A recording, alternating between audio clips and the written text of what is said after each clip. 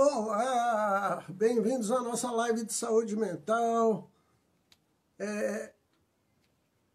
Nós promovemos, periodicamente um trabalho de conscientização social focado principalmente, no debate com vários professores e autoridades da área de saúde. E na noite de hoje, dando continuidade no Setembro Amarelo 2020, nós convidamos o professor de Pernambuco, que dá aula em várias universidades do Nordeste, Anderson Santiago, dando continuidade no tema do Setembro Amarelo. Nós vamos falar novamente sobre suicídio. Estamos dentro de uma campanha, continuamos abarcando o tema do suicídio, é um tema recorrente nesse mês, pegando vários autores, várias visões, já falamos com artistas, professor de história, arqueólogos, e a gente vem percebendo muito um cenário interessante, do tanto que as pessoas ficam mobilizadas com essa temática, o tanto que as pessoas precisam estar discutindo, e debatendo de um jeito sério esse tema, Todos nós estamos sujeitos a lidar com perda de parentes, perda de colegas, de amigos. Todos nós sabemos de casos de pessoas próximas que, infelizmente, acabaram partindo para uma solução extrema, retirando a própria vida. Ou pior do que isso, hoje é comum nós temos casos de adolescentes, de crianças, de jovens se mutilando. E por que isso acontece na nossa sociedade?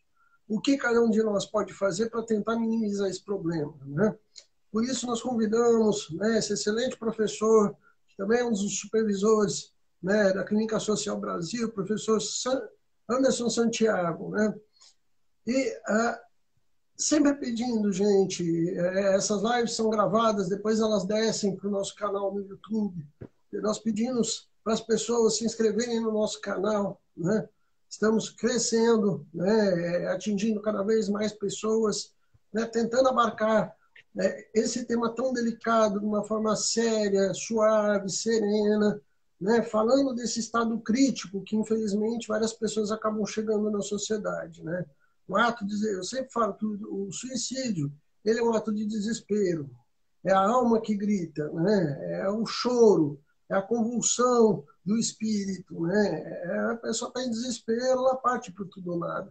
E a gente tem que tentar entender, poder escutar essa pessoa, acolher, acalmar, tentar orientar, conduzir essa pessoa para tratamentos na área de saúde. A gente vem batendo nessa tecla desde o início do ano.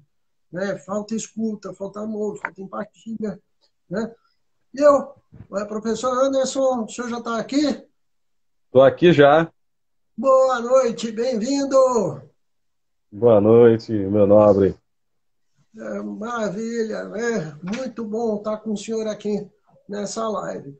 E o senhor é um dos pesquisadores, um dos campos de pesquisa da sua carreira tem sido a questão do suicídio, Queria que você falasse um pouquinho sobre as suas pesquisas, o que o senhor tem pesquisado, Então, Jorge, suicídio entrou na minha vida acadêmica e pessoal praticamente a partir de 2014, quando eu comecei a participar de um grupo de estudos quando ainda era estudante. A partir daí eu comecei a me interessar muito pela temática, primeiro porque não se tinha uma mobilização social como a gente tem hoje. Em 2014 foi ainda anterior ao Setembro Amarelo para a gente, enquanto um mês que realmente se transformasse no mês de campanha, no mês que, divulgasse essa questão como problema social, um problema de saúde pública. Mas a partir daí, eu, como estudante, eu fui me colocando essas questões, Primeiro, por que não se fala sobre ele? E segundo, como eu posso fazer enquanto psicólogo para ajudar? E aí, a terceira, inevitavelmente, surgiu, que foi como eu posso olhar para essa questão a partir da psicologia do Jung. Então, esse interesse foi me levando até a especialização quando eu escrevi um artigo, onde eu tentei fazer uma análise, pelo menos elaborar para mim, que fosse possível para mim, uma compreensão da complexidade do suicídio a partir de uma perspectiva simbólica. né, o que é que Jung entendia como uma perspectiva simbólica e como isso pode, né, ajudar a entender o suicídio. Foi a partir daí que surgiu o artigo que virou capítulo de livro, num livro chamado Suicídio e Suas Interfaces, né, foi publicado no ano passado, completa agora um ano de publicação pela editora Artesã, e a partir daí foi quando começou a surgir mais para mim. Primeiro, eu tentei entender ele como um campo geral, né, como a partir de um olhar mais geral, e hoje eu tenho me debruçado um pouco mais sobre o lugar do terapeuta, né, como é para o terapeuta, e aí especificamente para o terapeuta junguiano, né, encarar esse tema, pensar esse tema e acolher esse tema na clínica. Então eu diria que hoje a grande pesquisa que se situa para mim é pensar muito esse olhar, né, do terapeuta na clínica acolhendo essa demanda. Tá, vamos lá. A partir disso, professor, você está trazendo um tema magnífico, né? As nossas lives são normalmente assistidas por... Tem algumas pessoas que são leigas, mas tem muitos estudantes de psicologia, tem muito profissional de saúde que assiste, né? Tem muitos colegas psicólogos, né? Com orientação analítica ou não, né?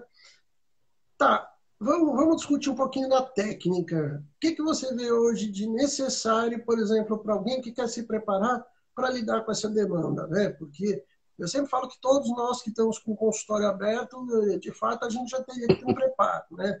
As universidades tinham que dar essa orientação para nós, até com uma espécie de primeiros socorros, né? Todo mundo tinha que saber fazer para poder lidar com isso, né? Porque isso bate na porta do consultório.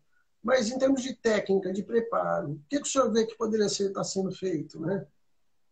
Então, pensando nesse caminho, uma coisa que eu tenho observado, isso eu já trago dos meus interesses dentro da suicidologia, né, que é o campo que pesquisa o suicídio, de certa forma. É um ramo, como a psicopatologia, a suicidologia surge para tentar entender o que é o suicídio.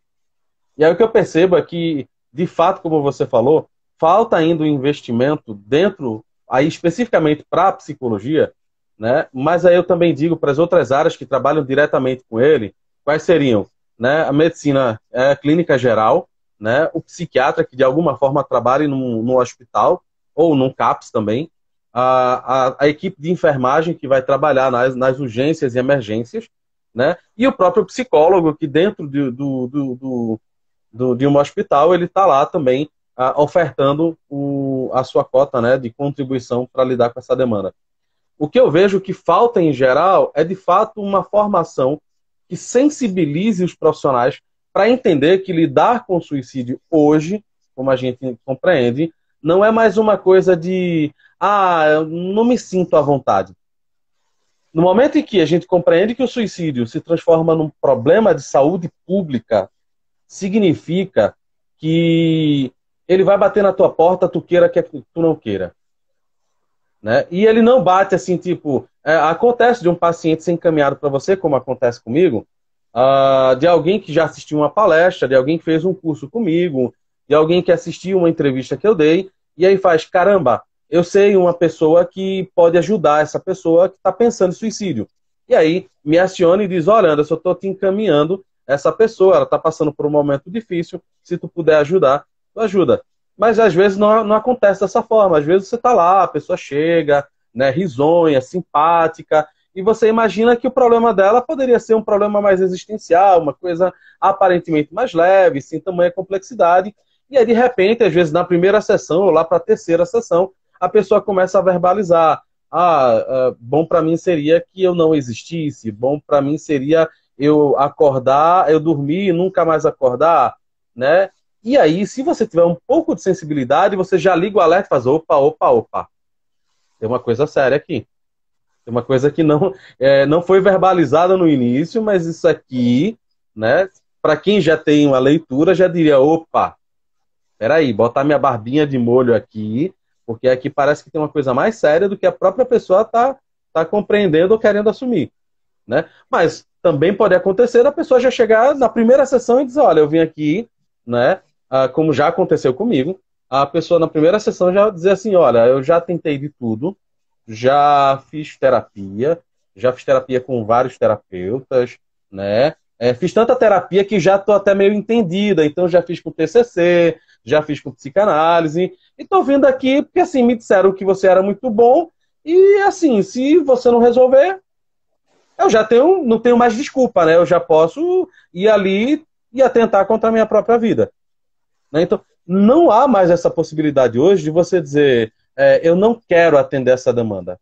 Porque ela vai acontecer com você de um jeito ou de outro. Seja por uma pessoa que está ideando, seja por alguém que vivenciou uma perda.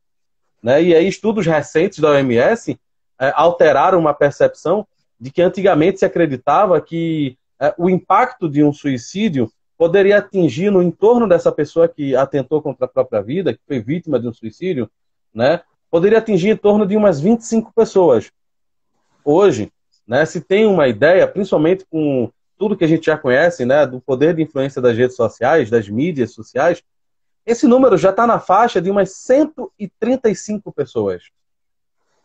Então você imagina a quantidade de pessoas que não chegam no consultório e que tem na sua história aí, muitas vezes, a convivência com a ausência de uma ou mais pessoas. Né? Então você nunca sabe quando essa temática pode surgir. Então acredito que, primeiro, teria que ter um investimento maior nas formações, principalmente nas áreas de saúde e especificamente na área da psicologia. Mas eu acredito que para a clínica, primeiro, obviamente, se você não teve o fomento da faculdade, você precisa estudar. Porque não dá para você lidar com um tema sem que você se debruce, pelo menos intelectualmente, sobre ele. Porque ele vai te dar um recurso de pensar em estratégias que sem o estudo você não consegue. Então é imperativo que a gente vai estudar. Então você vai precisar tomar contato não só com o grande campo da suicidologia, que já tem, inclusive, especializações dedicadas exclusivamente para isso. Né? Hoje, aqui em Recife, a gente tem a Universidade Católica, que começou agora uma pós nesse sentido, mas você tem autores que são extremamente importantes para a gente, mas que ainda também não são populares, né, nas formações de saúde. Quais deles? O Philippe Herrier, né, com o livro sobre a história da morte no Ocidente, né, e O Homem Diante da Morte, são dois grandes livros para a gente tentar se aproximar da dificuldade de lidar com a morte como não só aquele grande acontecimento da nossa existência, né, mas como algo que nos atravessa, que nos é cortado culturalmente, com o qual a gente se torna desadaptado a lidar, porque historicamente a gente vai sempre se afastando da experiência da morte. Seja da morte em casa, né, porque a gente já não vivencia mais, tirando aí as experiências de quem ainda mora no interior, né, que ainda tem aí uma manutenção cultural. Você não tem mais velórios em casa, você não vela a pessoa que você ama em casa. As crianças não são mais admitidas em velórios como era antigamente. Né? Você não tem mais a possibilidade de se despedir, né, de acompanhar o último suspiro, a não ser quando a gente está num trabalho de cuidados paliativos, onde você já tem aí uma preocupação maior hoje, né, dos profissionais de saúde, de entender, num caso terminal, que a vida daquela pessoa, a qualidade de vida dela nesses últimos, né, meses, dias, né, ou anos, é muito melhor para ela vivenciar esse passamento em casa, com a família, sabe? Tentando ter um mínimo de qualidade, né? A não ser quando você passa por situações como essa, enfim, lidar com a morte, ela se afasta da gente. A gente vivencia ela como se fosse uma coisa apenas da televisão, sabe? Que me lembra muito o Jung, quando ele comenta num determinado trecho, lá no Escritos Diversos, no volume 11/6, tem um texto onde ele escreveu um prefácio para um livro de um padre e teólogo, né, católico, chamado Deus e o Inconsciente. E aí, nesse prefácio, o Jung vai falar sobre esse fato que ele já vivenciava na época, que era o distanciamento de cada um de nós, não só com os nossos instintos, né, com o nosso corpo, com nós enquanto corpo, mas também com a realidade. Né? Ou seja, é um distanciamento que nos faz conhecer animais silvestres apenas por revistas enciclopédias ou documentários do History Channel, né? Mas você nunca passa perto de um animal selvagem. Você não sabe o que é, você não tem relato de pessoas próximas, né? Ou como aconteceu nos Estados Unidos, acho que tem uns 2 anos, que fizeram entrevista para saber, né, se a população sabia, né, tinha ideia. A pergunta é, de onde vem o achocolatado? Vem de uma vaca malhada ou vem da mistura, né, do chocolate processado com o leite? E, pasme, né, mais de 50% da população disse que achava que vinha de uma vaca malhada. Pois é. Então, imagina, né? Então, se uma coisa como essa, a gente está completamente distante, imagina da morte, que é o grande fenômeno. Então, esses seriam 2 livros. Aqui Né? no estado 2 de livros. Goiás, professor, tem muito menina que acredita que galinha dá em pé, né? Pé de galinha, né? Pois é, pois é. E aí, imagina você lidar com essas pessoas no dia a dia. São pessoas que estão completamente desadaptadas de si. São pessoas que a gente for trazer para o nosso jargão, né? E aí, claro, tendo cuidado, né, de compreender que tem pessoas que estão nos assistindo que não fazem parte do nicho da psicologia, né, complexa ou psicologia junguiana, mas assim, são pessoas que estão completamente dissociadas da função inferior, né? Sim. Elas estão muito no nível aqui cerebral da consciência, estão colapsadas aqui na consciência e perdem a relação, né, com o resto. E aí ela, assim, para o profissional, o primeiro convite é esse. O que eu já vi de colega que entra em desespero quando um paciente verbaliza o desejo de morte, não está no gibi. Para usar um outro termo aí que já é bem mais antigo, né? Porque hoje a gente não diria, não está no tablet, não está no Kindle, né? Mas para mim, eu ainda guardo isso, né? De não estar no gibi. Porque era muito comum a gente encontrar essas histórias fantásticas nos gibis. Mas eu diria que para começar essa aproximação, para quem é terapeuta principalmente, é começar a se cercar das informações necessárias. Então, estudar sobre o fenômeno da morte é o primeiro. Eu diria que o segundo seria começar a procurar as publicações especializadas, não só artigos, mas livros. Então você vai ter o texto do Neuri José Botega, né, chamado Crise Suicida. Você vai ter o livro do Andrew Solomon, né, chamado Um Crime de Solidão, ou o outro, que é mais famoso ainda, né, o texto dele que é mais famoso, que foi o que deu popularidade mundial a ele, que é O Demônio do Meio-Dia, onde ele traz ali uma extensa pesquisa sobre o fenômeno depressivo, né, que ele escreve a partir da própria experiência.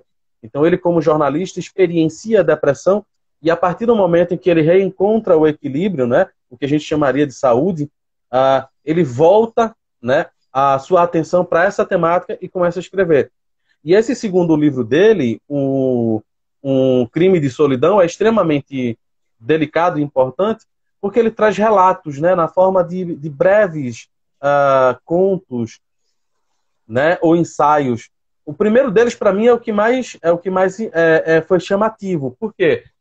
Porque ele traz uma experiência muito pessoal de um colega de faculdade, né, que não estudou na mesma universidade que ele, e que era tido por todo mundo como a pessoa mais, sabe, mais de bem com a vida, mais sexualmente resolvida, porque já na década de 70, 80 ele se relacionava bem com homens e com mulheres, né? Ele não tinha problema quanto a isso, porque ele era sexualmente muito bem resolvido.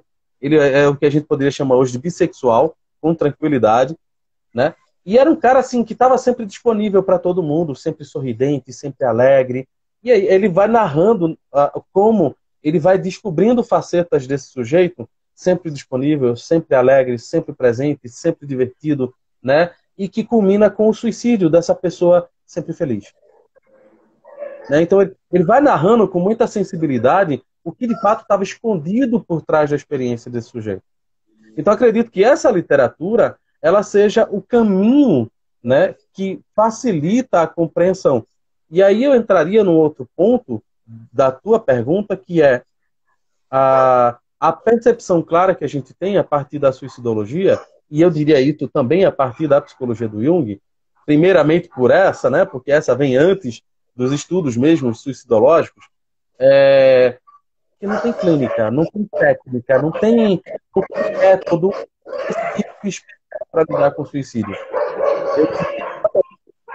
E se a gente pudesse eleger algum fator que de fato seja extremamente significativo para uma pessoa que vivencia a ideação suicida, é o terapeuta. O terapeuta enquanto ser humano. O terapeuta enquanto uma pessoa que a escuta, que a acolhe, que não a julga, que a acompanha. E essa é a parte mais difícil, porque como a gente não tem esse estímulo para essa pesquisa e essa desconstrução, né, nas faculdades, nas formações, quando chega na clínica você tem muita coisa para trabalhar, para lidar. E aí vai despertar vários medos. Mas eu diria, sintetizando uma resposta já bem longa para a tua pergunta, para a tua primeira pergunta, né, eu diria que tomar conhecimento, né, procurar formações, seja uma especialização, seja cursos breves, seja a própria literatura, é a primeira e a maior obrigação da pessoa que decide acolher o sofrimento humano. Porque aí você vai estar se preparando para lidar com o problema do suicídio também. Muito bom. Professor, dentro disso eu queria estender uma segunda questão. Eu acho que você já cutucou um pouco dela. Qual que é para você a importância nos teus estudos da escuta, né? E o que tem que ter essa escuta sobre a pessoa suicida, né?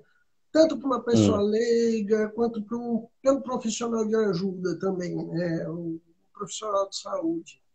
Tem um diferencial aí da escuta convencional, não? Tem sim.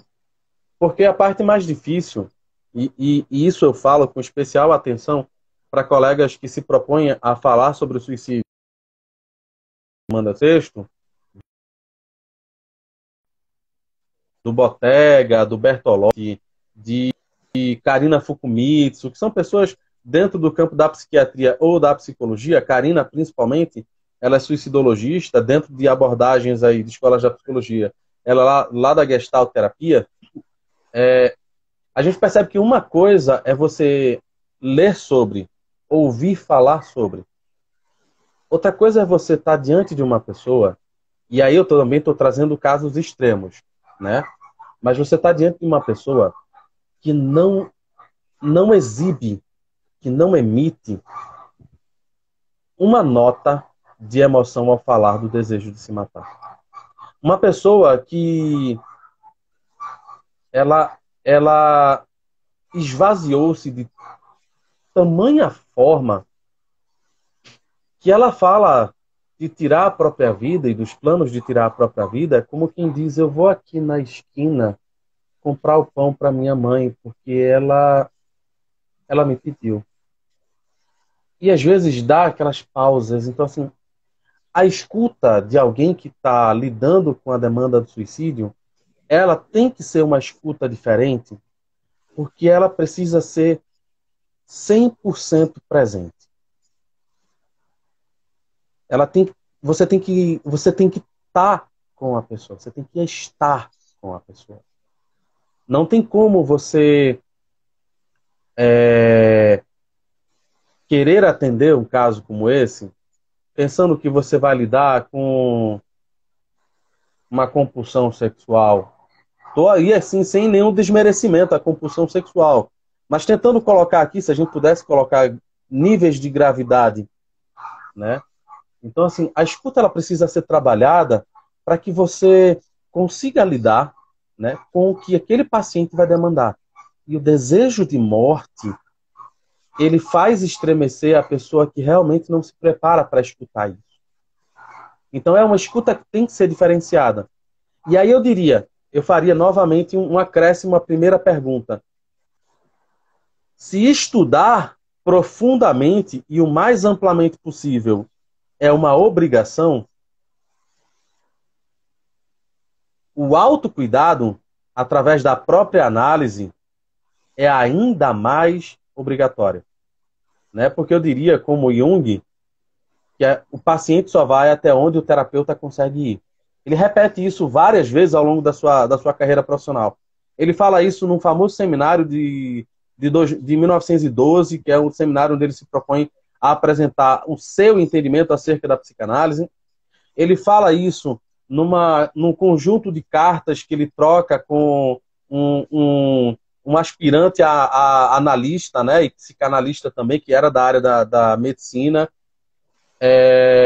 Ele fala isso no Prática da Psicoterapia, Ele fala isso no seminário que ele dá em 1935. Então, todo momento que ele pode falar sobre processo terapêutico, ele fala de que o paciente só vai até onde o terapeuta consegue ir. Se o terapeuta não consegue lidar, se o terapeuta tem fantasias com relação a quem ele é e com relação ao que ele suporta, esse paciente vai sofrer junto com o terapeuta. Porque o terapeuta vai, de certa forma, ele vai correr dois grandes perigos. O primeiro é o que a gente conhece na suicidologia como efeito Werther, e que Jung vai estudar isso, né, a partir do texto do Lévi-Brou, quando ele vai cunhar, né, esse estado de inconsciência como participação mística, né? Que é um estado de inconsciência que se estabelece entre terapeuta e paciente ou cliente, a partir do momento em que o terapeuta não percebe que está sendo contaminado pelo conteúdo psíquico e as emoções do seu paciente. Então, o terapeuta que não dá conta de si, ele não está preparado. E aí, dar conta de si é fazer sua própria análise, fazer sua própria terapia. É o seu próprio caminho criativo. Se ele não dá conta de si, é melhor que ele se abstenha. É melhor que ele reconheça, né, que ele não vai dar conta. Porque a intensidade com que muitas vezes surge um caso dentro da clínica não é para que você comece com 2 sessões você diga, olha, eu acho que eu não sou o melhor terapeuta para você, é melhor você procurar fulano. Porque existe ali uma construção de uma projeção em cima do terapeuta. Existe todo um conteúdo que foi projetado e que o terapeuta tem que assumir a responsabilidade. Porque ele também, de alguma forma, alimentou isso, pode ter alimentado. Seja porque ele deu entrevista, seja porque ele fez palestra, seja porque ele usou dar algum curso. Se ele faz isso sem cuidar de si, sem dedicar a estudar, ele está sendo irresponsável. Então eu diria que assim, essa escuta parte desses 2 princípios. O primeiro, um extenso estudo. E segundo, esse autocuidado. Para que você possa avaliar, né, o que está acontecendo com você, né, e como você pode lidar com aquilo. Eu já presenciei um caso de uma colega que passou por uma perda bastante significativa durante o período da graduação e que teve dificuldades em lidar nesse semestre, teve dificuldades em lidar com a disciplina voltada para a morte, né? Voltada para essa temática da morte. Então, assim, o momento em que ela para e que ela percebe que ela não está dando conta, é um momento extremamente oportuno, como exemplo para a gente, né, do que ela pode fazer dentro da clínica, do que ela realmente suporta. Então, isso para ela, durante a formação, serve como um riquíssimo aprendizado para a vida profissional. Mas tem muitos colegas nossos que fingem, caem aí numa híbris, caem aí numa inflação egóica, que começam a achar que são os donos do saber, que só porque leram um texto já tem condições de dar conta dessa temática. Isso é um perigo. Porque isso pode, né, de alguma forma, piorar o caso. Isso me lembra, no caso, alguns momentos em que na obra do Jung, ele alerta para o perigo que a imperícia do terapeuta pode trazer como risco de vida para o seu paciente. Então tem alguns momentos na obra dele, tem um trecho no desenvolvimento da personalidade e, mais particularmente, tem 2 momentos no Natureza da Psique em que, em alguns capítulos, ele pontua isso. Ele pontua o cuidado para que o terapeuta entenda o que está fazendo, porque ele precisa estudar profundamente aquilo e fazer sua própria autoanálise, no caso aí, acompanhado por um colega terapeuta, né, fazer seu próprio processo terapêutico, porque senão, um erro que ele possa vir a cometer, seja numa interpretação, seja numa pontuação, seja num silêncio, né, ele pode precipitar no paciente, né, aí também um aumento de um sofrimento psíquico que pode redundar num comportamento impulsivo. Então eu diria que essa escuta ela tem que ser diferente.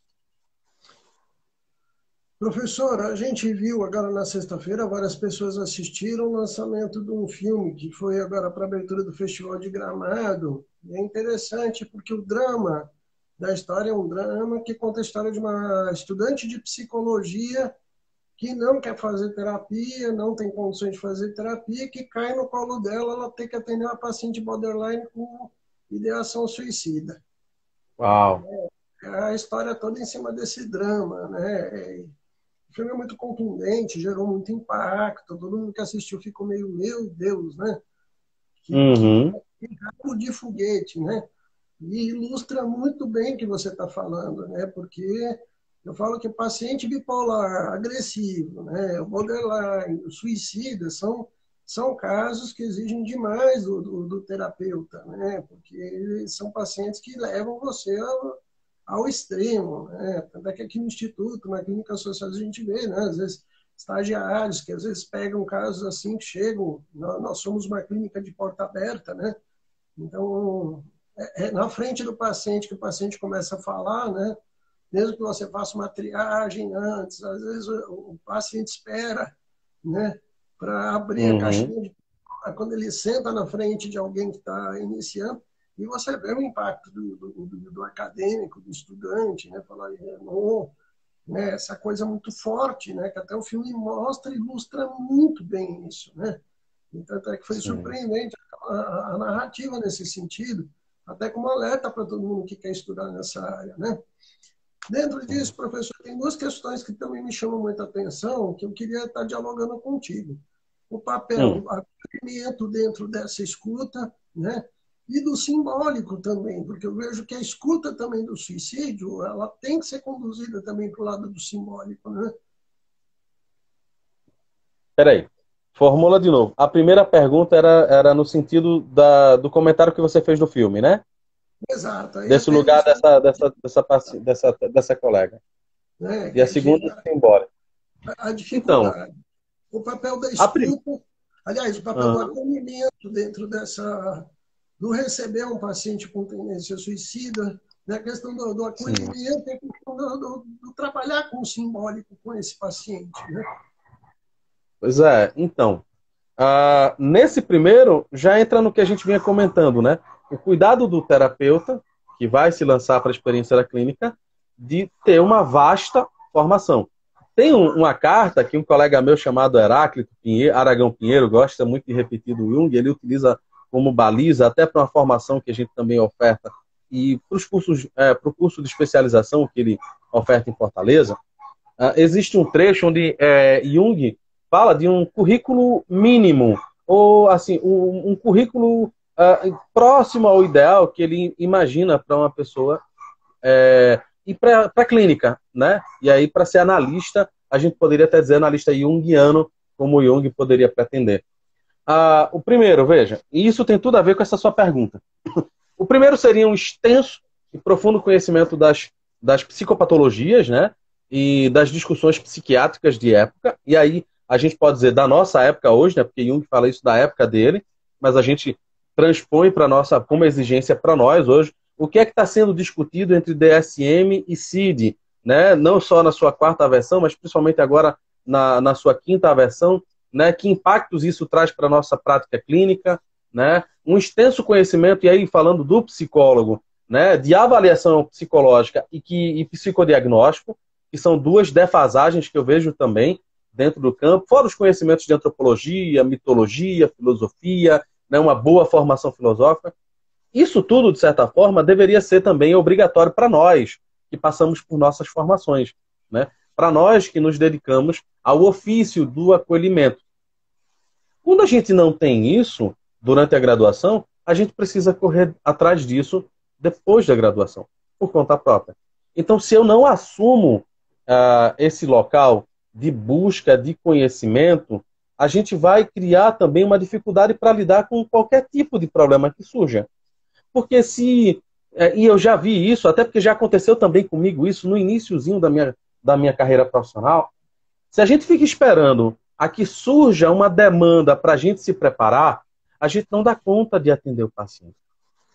Então, nesse caso que você traz, nitidamente, veja, se essa pessoa não tem conhecimento, né, não problematizou no campo da sua própria atuação como é atender uma pessoa com diagnóstico de borderline, sem que ela tenha um conhecimento minimamente extenso do que significa esse diagnóstico, o que contempla, né, E o que significa isso? No olhar da psicologia, essa pessoa vai ter um problema sério ali para lidar com a questão. Porque o borderline em específico, para o campo da suicidologia, é, de certa forma, dentro do campo dos transtornos mentais, e aí também transtorno de personalidade, é o que apresenta o maior risco. É o que apresenta o maior risco para cometer o suicídio. Não é que é o que mais tira a própria vida. Porque se a gente for fazer uma análise pelas pesquisas que já foram feitas, a depressão, né, se situa no campo, né, de maior prevalência, não que uma pessoa que possa ser diagnosticada com depressão vai vir a pensar em suicídio, mas que se percebeu que de todas as pessoas que se suicidaram até hoje, a maior quantidade de pessoas se situaria, né, porque para muitas delas não houve de fato um diagnóstico, se situaria no campo da depressão. Então veja, esse filme, documentário, ele é extremamente oportuno para a gente trabalhar isso, principalmente para os alunos que vão para a clínica escola. Para que a pessoa possa perceber a responsabilidade que é para ela assumir o lugar, né, da psicologia na sua perspectiva clínica. Ela precisa estar preparada. O segundo olhar é a questão simbólica. Para a psicologia do Jung, o simbólico está ali aberto, né? Ele vai ter dois modos de enxergar, e ele vai construindo isso à medida que ele vai desenvolvendo sua perspectiva e o seu pensamento acerca, né, da ciência psicológica. Ele vai desenvolver, primeiro, um pensamento, né, que ele vai lá problematizar com Adler e Freud, que é uma análise, né, redutiva causal, que ela vai atrás das causas, que é uma análise que está muito no contexto de vida da pessoa, e ele vai desenvolver o que ele chama de uma perspectiva construtiva hermenêutica, que vai permitir uma amplificação daquele olhar, uma tentativa de encarar aquilo por uma perspectiva finalista. Então, o simbólico pode se apresentar no processo terapêutico, mas a gente também precisa tomar cuidado para não tentar simbolizar tudo, como aconteceu no início da pandemia, onde estava surgindo aí um monte de análises esquisitas que tentavam encarar o vírus, né, do Covid-19 a partir de uma perspectiva simbólica, tentando, numa forçação de barra, isso minha opinião, associar, né, a configuração imagética ali, mas não imagem no sentido psicológico, como Jung traz, mas aquela imagem física do vírus, né, uma estrutura ali que lembraria um sol, e aí eu vi muita extrapolação de pegar, né, essa configuração dela, essa estrutura circular, e tentar dizer assim que a gente poderia, né, pegar o corona, né, corona, sol, e a partir daí entrar numa viagem, né, de parece que alguém que fez algum uso de psicodélico e começa a enxergar duendes, né, começa a enxergar algumas divindades aí mitológicas. Então, assim, o cuidado que a gente tem que ter para que a gente não tente, né, simbolizar tudo. E esse é um cuidado que também na experiência da clínica com o suicídio é extremamente delicado, porque senão está ali o paciente verbalizando o desespero dele, a angústia, a criatura literalmente querendo dizer para você que se você der um vacilo, vamos pensar que você atende num prédio, né? Então está a criatura verbalizando ali que ela pode pular da janela, né? Porque ela não vê mais sentido. E aí para o terapeuta, né, na sua bizonha inocência, e, não, vamos simbolizar isso. Eu estou entendendo, isso é uma metáfora que você está querendo utilizar, desse pular, você quer pular de onde? Sabe? E aí força um simbolismo que não existe. Força uma atitude que não é adequada para aquele momento. Então, eu acredito que nessa tua pergunta, há sim espaço para o simbólico, né? A Marianne Matum, no livro dela sobre análise de sonhos, né? Eu esqueci agora o título do livro, mas ela tem um livro específico sobre análise de sonhos, que, se me recordo bem, foi fruto do doutorado dela, né? Ela fez uma pesquisa de doutorado, então ela foi pesquisar todo o material que Jung produziu sobre análise de sonhos. E ela vem falar no início, né, no início do livro, ela vem falar sobre a possibilidade de, através dos sonhos, você captar, né, através de uma boa análise de sonhos, né, você conseguir perceber algumas dinâmicas que possam, através ali, claro, daquele cuidadoso exame, né, aquela inquirição para pegar as associações de pacientes, que possam sugerir que o problema psíquico daquela pessoa, né, seja o suicídio, né, que aquilo, né, pode estar iminente. Seja de um modo inconsciente, aqui a gente pode dizer assim, que não está tão visível no campo da consciência, que não chegou a ser elaborado, que não se transformou em plano, que não se transformou num problema psicológico, ou de quem ficou. Como Jung traz o caso, né, de uma pessoa que criou uma paixão por alpinismo, né, e era uma pessoa muito despreocupada com os cuidados mínimos, né? Então ele era aquele alpinista, a gente poderia dizer, raiz, aquele que vai o talco na mão e vai-se embora, com o mínimo possível. E aí essa pessoa relata um sonho para o Jung, e Jung percebe ali, né, a gente não dá para caracterizar, porque seria até irresponsabilidade, mas poderia ali, talvez, com a devida análise da história de vida daquele sujeito, talvez encaixar aquele sonho, né, como indicando ali, não só um desejo de morte, mas talvez, né, nesse sentido de uma morte autoprovocada. E aí Jung pede a ele, olha, dá um tempo no alpinismo, não se dedica por enquanto, porque é muito, assim, o teu sonho ele está mandando uma mensagem muito clara. E aí a pessoa dá uma gaitada, ri, diz que você é incorrigível e vai embora. E vem a morrer, né, cerca de 3 meses depois, quando tenta fazer um movimento, né, errado, né, na medida em que ele vai subindo uma determinada parede montanhosa na Suíça e acaba tropeçando e caindo, né, precipitando no vazio. Só que não cai sozinho, ele arrasta uma outra pessoa junto com ele. Porque na hora que ele cai, ele acaba batendo no colega que estava seguindo com ele, né? E aí ambos acabam morrendo. Então, assim, pode acontecer, através de um sonho, de uma análise de sonhos, você perceber a dinâmica psíquica do paciente. E claro que se a gente levar literalmente a palavra, isso é a partir de uma perspectiva simbólica. Mas só que a gente, eu volto para esse ponto, muito cuidado, para que a gente não banalize isso que a gente chama de simbólico, né? Porque aí a gente está literalizando alguma coisa que deixou de ser simbólico há muito tempo. No momento em que eu tento fazer uma análise de sonhos que não contempla as associações do paciente, eu estou fazendo uma análise selvagem, que deixou de ser simbólica há muito tempo. Quando, por exemplo, alguém tem um determinado sonho com a imagem negra, né, que pode ser tanto uma figura masculina quanto uma figura feminina, e aí você tem aquela imagem, você não coleta informações com a pessoa, né, você não investiga exaustivamente aquilo, e você já faz aquele, haha, isso é uma sombra, é a tua sombra. Não sei se é a minha sombra, não sei se é a sombra do paciente, eu não sei o que é isso, eu sei que é uma imagem que está ali, né, e que eu não posso selvagemente tentar interpretar. Então eu acredito que toda essa digressão que eu tentei fazer é para esse cuidado, porque na minha escrita do texto, né, da pós, eu percebi que eu também quase, né, tropeçava nisso, nesse risco de literalizar o simbólico. E aí você não está fazendo simbolismo, você não está estudando.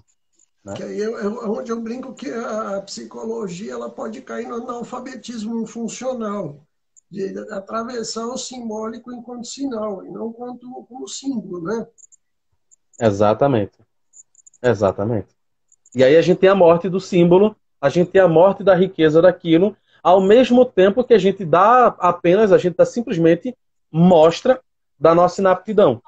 Então, por exemplo, eu, enquanto terapeuta junguiano, não posso dizer, porque não me sinto dessa forma, eu acho que assumir esse campo nosso é uma honestidade que a gente tem que ter, né, enquanto profissional. Eu nunca vou me colocar, pelo menos não acredito que nos próximos 2 anos, como especialista em análise de sonhos, como se eu fosse quase um mestre em análise de sonhos. Porque eu sei o quanto eu, como profissional e como pessoa, preciso estudar, preciso aprofundar, preciso fazer leituras diversas, ampliar meu leque de interpretações, né, de possibilidades de interpretação de imagens, de conhecimento de mitologia. Então, assim, é o cuidado que a gente tem que ter.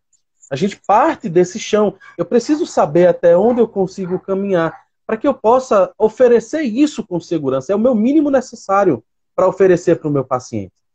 É o mínimo, é saber quem eu sou e do que eu sou capaz. Porque se nem disso eu dou conta, Aí vai ser, assim, dois cegos no processo terapêutico.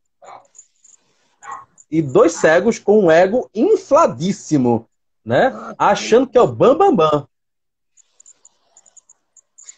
Professor, tem duas questões que eu queria ainda marcar contigo, né? E o suicídio de alma do James Hillman? O que é que tem? Para você, né? Dentro dessa perspectiva Então, do estudo. olha, eu sou da opinião, junto com alguns colegas, de que, assim, eu não sou, não dedico o meu estudo e pesquisa hoje para os pós-junguianos, né? Eu percebi com muita crueza, eu vou dizer assim mesmo, de modo muito cru, que isso eu trago assim como inspiração por conta do meu interesse pessoal que eu cultivo pela filosofia já desde os 15 anos, mas nada assim muito não é muito sistemático, né? Não podemos dizer que pelo fato de eu me interessar por filosofia desde os 15 anos eu posso me dizer um filósofo, né, não oficial. Não, muito longe disso. Mas eu aprendi, e isso é uma coisa que eu guardo para a vida, eu aprendi com a filosofia que se eu decido me dedicar a um ramo do saber, e aí, por exemplo, se eu fosse para a filosofia, eu só poderia dizer que eu compreendo o pensamento do Platão a partir do momento que eu estudei a exaustão as obras do Platão. Então, eu percebi a partir da prática clínica que se eu não tiver um profundo conhecimento da obra do Jung, eu vou ter dificuldade em dialogar com os pós-junguianos. Porque eu vou ter uma dificuldade básica em saber se o que o meu colega pós-junguiano, né, que se intitula pós-junguiano, se o que ele fala também é fruto de um extenso e profundo estudo. Porque aí eu vou ter que aceitar o cheque em branco que ele está me oferecendo, mesmo que não seja a intenção dele. E aí eu vou estar replicando um saber sem ter o mínimo de criticidade e de conhecimento profundo sobre até onde vai a extensão desse saber. Então, assim, eu não sou especialista no Hillman, mas do que eu já pude ler do Hillman, e eu decidi parar já há algum tempo de leituras, mas do que eu pude ler dele, o Suicídio e Alma foi o que me agradou mais na sua literatura, né? Mas hoje o que eu tenho feito, e isso vem justamente desde os conflitos que eu vivenciei pessoalmente na produção do meu artigo na pós, na especialização, eu venho me dedicando a tentar entender como a psicologia do Jung, né, e o que o Jung disse sobre o suicídio, né, para poder estruturar uma compreensão a partir disso que se convencionou, particularmente eu não gosto muito, mas que se convencionou chamar de perspectiva clássica, né? Então eu considero o livro do Hillman, dos que eu li, esse Suicídio e Alma, o mais próximo, né? Não ainda o ideal, porque já ali apresenta muito do pensamento dele, mas o mais próximo de uma área de interesse de pesquisas que eu tenho feito. Então eu diria que ele é o mais junguiano e o menos arquetípico. Não à toa é o primeiro dele, né? De certa forma, é o primeiro que abre todas as produções que ele vem fazer. Mas é um livro que eu acredito que, principalmente se você já tem conhecimento, bagagem junguiana, vale a pena ler, sim, à medida que você está lidando com a problemática do suicídio. Eu acredito que todas as literaturas, todos os livros que abordem a temática do suicídio, eles são úteis para nos apresentar uma perspectiva. Ela não pode ser nunca aceita como a perspectiva, mas como uma perspectiva, sim. Não à toa, no campo de pesquisa, eu já li, e eu me proponho ainda a continuar a ler, textos da psicanálise, o próprio texto da Karina Fukumitsu, que é da Gestalt Terapia, né? Tem alguns textos da TCC, e outros campos, né? Textos voltados mais para um pensamento sociológico, como aqueles que são herdados pelo Durkheim, que é o que inaugura essa pesquisa no campo da ciência, né? Não só da sociologia, mas no campo de um pensar científico.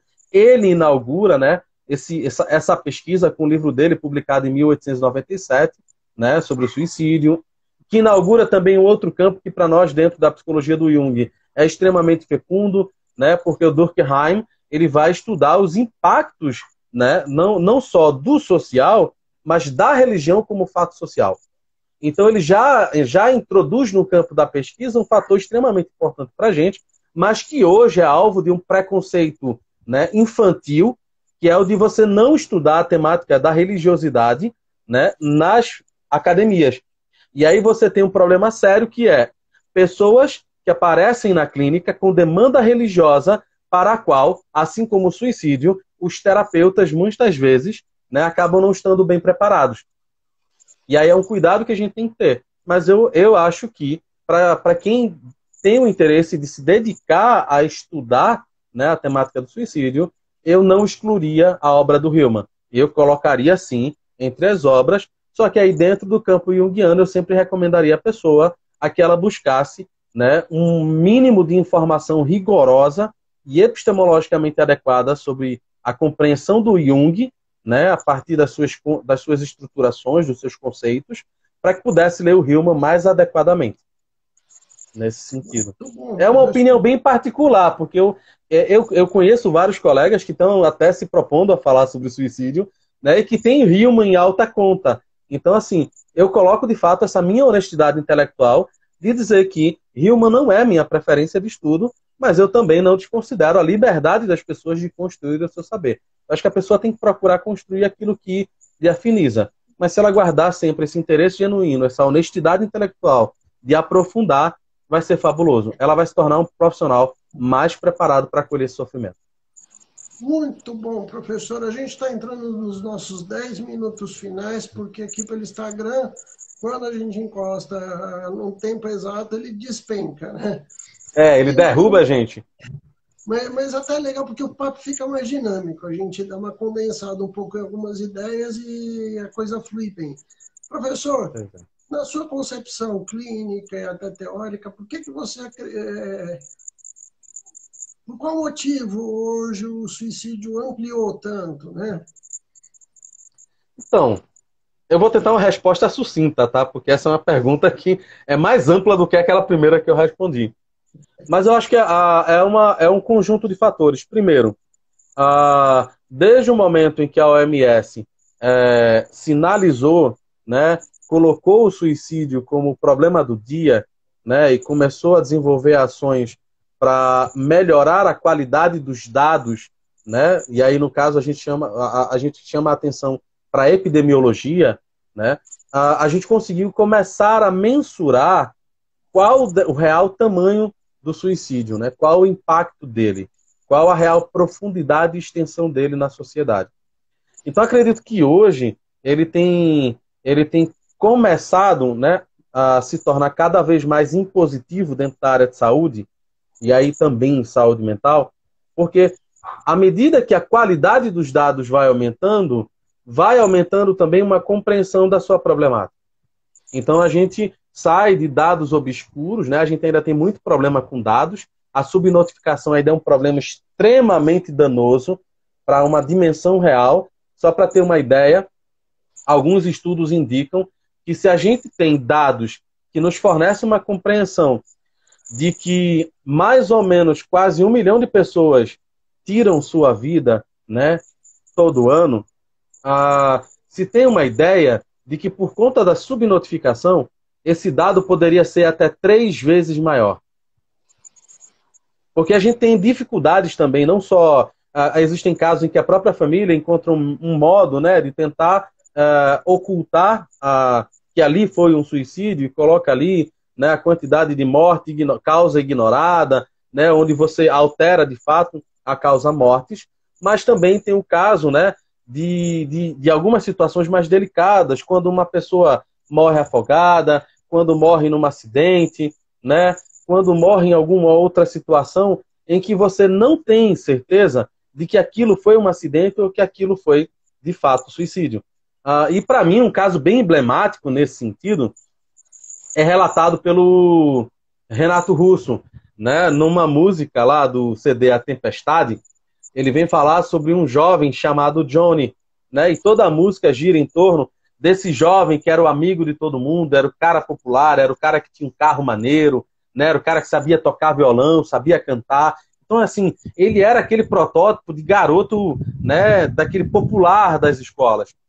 E a música gira em torno justamente do momento em que ele se apaixona por uma menina, o momento em que esse relacionamento, né, é rompido e no momento de desespero, de desatino, né, ele acaba sofrendo um acidente enquanto dirigia o carro numas curvas famosas lá em Brasília. Né? Então a história, de certa forma, se baseia, né, se ambienta na Brasília da época de Renato.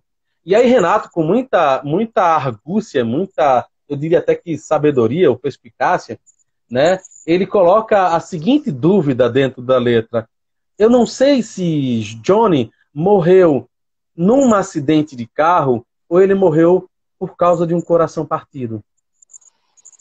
E isso já levanta um problema para a gente hoje, né? A quantidade de pessoas, né, que até que ponto de fato morreram num acidente ou até que ponto aquilo não se configuraria num suicídio. Então, todo esse conjunto de fatores, essa compreensão mais ampla de quais os transtornos mentais envolvidos, né, que o suicídio não tem uma causa única, ele tem um conjunto de fatores, né, que ele pode ser compreendido como a suicidologia afirma, né, num espectro de fatores predisponentes, ou seja, aqueles fatores que vão se acumulando ao longo da existência desse sujeito, ou os fatores precipitantes, ou seja, aquelas situações limites que o sujeito vai vivenciando no cotidiano. Então, assim, a gente percebe que é sempre um conjunto muito complexo de fatores. Então, acredito que essa percepção, tudo isso que eu tentei pontuar aqui, né, são elementos que fazem com que a gente perceba que o suicídio é um problema seríssimo e que coloque ele na pauta do dia. Coloque ele como vem sendo trabalhado hoje, para além de um pensamento mercadológico, né, de uma sociedade do espetáculo, um problema que seja de todo ano. Né? E aí eu falo especificamente, não para gente que claramente se coloca para acolher esse problema. Né? Porque quando você deixa claro para o público que você trabalha com esse problema, você sabe que você trabalha o ano inteiro. As pessoas sabem que você trabalha o ano inteiro. Mas eu falo para aqueles colegas que muitas vezes nem começaram a clínica ainda, mas enxergam nessa temática, dentro do Setembro Amarelo, uma possibilidade de ganhar visibilidade como profissional. Então eu sempre sugiro a essas pessoas que tomem cuidado. Que tomem cuidado, porque no momento que se colocam dessa forma, elas estão se colocando como referência. E será que elas refletiram sobre a responsabilidade que isso traz? Porque não é fácil lidar com o problema do suicídio todos os dias na clínica.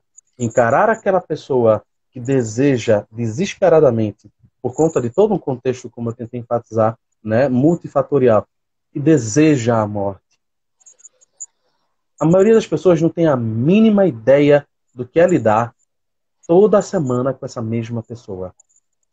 O desgaste psíquico, o desgaste físico, o acolhimento, o esforço para estar presente, a demanda por conhecimento, sabe, para autoanálise, para ir para terapia, para fazer supervisão. As pessoas não têm, muitas vezes não têm ideia. E aí eu diria que, assim, né, tentando fazer um arremate, né, também, da tua pergunta e com essa ideia. São esses dados. Então, já ajuda para fechar. São esses dados que nos apontam o suicídio como um problema de saúde pública e a gente precisa refletir profundamente sobre o que significa isso, problema de saúde pública, né? Para a gente não cair em simplificações absurdas, mas, ao mesmo tempo, como um sério problema com o qual se defrontará, né, a clínica. Então, só para fechar, existe um consenso dentro da suicidologia de que, acho que é um autor chamado Schneider que traz isso, de que todo terapeuta, né, pode ser classificado como um terapeuta que nunca perdeu um paciente e um terapeuta que já perdeu um paciente. Cada um deles carrega uma cicatriz e carrega um peso da experiência que a gente nunca vai saber nomear e que demanda muito cuidado. Então, assim, obrigado, viu, Jorge, por esse espaço. Obrigado ao Instituto. Nós agradecemos. O professor Anderson também é supervisor da equipe da Clínica Social Brasil. Obrigado a todos, pessoal. O professor, foi maravilhoso. Eu que agradeço. Agradeço mesmo, porque para mim é uma responsabilidade social falar com seriedade sobre esse tema. Então, não à toa, eu venho me dedicando muito a ele já há praticamente 6 anos, né? Desde a graduação até hoje, são praticamente 6 anos. Já me debruçando sobre esse problema e cada dia a gente tem mandado mais e mais. Então, obrigado, parabéns mais uma vez por essa iniciativa. Nós que agradecemos, né? E semana que vem tem mais. Toda terça-feira, 20h30, temos mais uma live de saúde mental. Até lá, professor. Até lá. Um abraço a todos. Abraço, pessoal.